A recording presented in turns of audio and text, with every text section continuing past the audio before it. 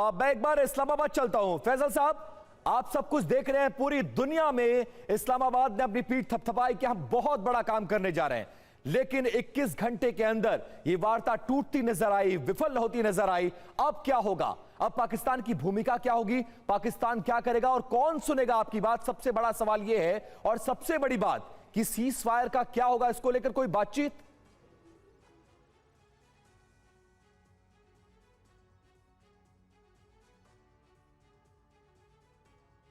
फैजल साहब, आपको आवाज आ रही है? UEM जयपुर एक आदर्श लक्ष्य है। भावी छात्रों के लिए अच्छी नौकरी, भविष्य के लिए तैयार कौशल के साथ अच्छी शिक्षा।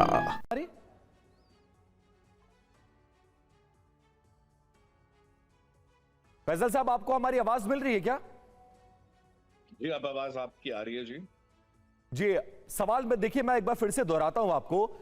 ये पूरी वार्ता टूट चुकी है, ये पूरी वार्ता टूट चुकी है। इस वार्ता को लेकर, इस्लामाबाद वाली लोकेशन को लेकर पाकिस्तान ने अपनी पीठ थपथपाई। ये दुनिया को लग रहा था और ये संदेश देने की कोशिश की, हम ही वो इकलौते हैं जो शांति को स्थापित करा सकते हैं। लेकिन दोनों तरफ से ऐसी शर्तें आई जो कोई एक दूसरे को मानने को तैयार नहीं था। ऐसे में सवाल अब कि सीज फायर का क्या होगा, अब आगे क्या होने जा रहा, अमेरिका क्या करेगा और ईरान क्या करेगा?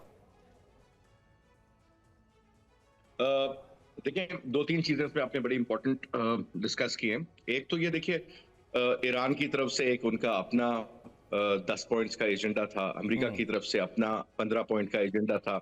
इनकी जो ये फेस टू फेस पहली मुलाकात हुई है 1979 के बाद, आप खुद अंदाजा लगा लें कि कितना अरसा हो गया है। अगर 45-50 साल के बाद ये दोनों ममालिक के मेन लीडरशिप्स आमने सामने बैठी है, तो आई थिंक यही बहुत बड़ी, वो कहते हैं ना, बर्फ पिघलने की एक निशानी है।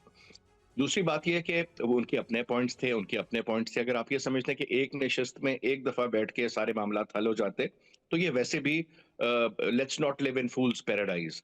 और रियलिटी ये थी कि एटलीस्ट एक थोड़ा सा स्टेप फॉरवर्ड होगा। दो तीन चीजें इसमें इंपॉर्टेंट ये हैं कि जिन नुक्तों पे इनके मसाइल पैदा हुए हैं, बेशुमार थे कि जी रिलीफ करेंगे, सैंक्शंस लिफ्ट करेंगे, फंड्स को रिलीज करेंगे, एसेट्स फ्रोजन जो है उनको भी करेंगे। उसके अलावा स्ट्रेट ऑफ हॉर्मुज का था, जो कि जंग से पहले इशू नहीं था। ईरान कंप्लीट उसकी एक मांगता है कंट्रोल, जो कि किसी भी सूरत अमेरिका उसको देने को तैयार नहीं होगा। लेकिन मुझे लगता है कि अगर इस पर बातचीत हो तो आगे चलकर किसी स्टेज पे बैलेंस हो जाता है। दूसरा कि अमेरिका ने और आई की तरफ से भी, क्योंकि ये सिग्नेटरी भी हैं उसके एनपीटी के, तो इसमें सबसे इंपॉर्टेंट चीज ये है कि आप ये देखें कि ईरान हमेशा से कहता है कि हम यूरेनियम को इनरिच करेंगे एक सर्टेन लेवल तक, लेकिन वो कमर्शियल पर्पसेस के लिए होगा और हमारा कोई इंटेंशन नहीं है एटॉमिक बॉम्ब बनाने का। तो उसका मतलब ये कि अगर वो एटॉमिक बॉम्ब से रिटन फॉर्म में या अदरवाइज कर देते हैं, तो मुझे इसमें भी थोड़ा नजर आता है कि कहीं ना कहीं एटलीस्ट कोई, देखें, this is what negotiation is all about, थोड़ा देना थोड़ा लेना और कर करके इसको बैलेंस आउट कैसे करना है। जी। तीसरा और एक और इम्पोर्टेंट चीज ये है कि जो अभी तक के डैमेजेस हैं वो तकरीबन ईरान में 500 अरब से 500 बिलियन टू 1 ट्रिलियन डॉलर्स का तक में। ऑब्वियसली जब आप बात करते हैं कि उनके इंफ्रास्ट्रक्चर को हिट किया, ऑयल फैसिलिटीज, गैस फैसिलिटीज, उनके ब्रिजेस, उनके कंपाउंड्स, उनके यूनिवर्सिटीज, स्कूल्स, बच्चों के schools, you name it and they have attacked. चाहे वो उनके कोई भी किसी भी किस्म का, उनके इंटरनेट फैसिलिटीज, उनकी इंफ्रास्ट्रक्चर के ऊपर आप उनकी टेलीकम्युनिकेशन, यू नेम इट, तो उसका बहुत बड़ा नुकसान है ईरान को। डेफिनेटली इसका ये तो नहीं हम कह सकते कि फर्क नहीं पड़ा, फर्क पड़ा।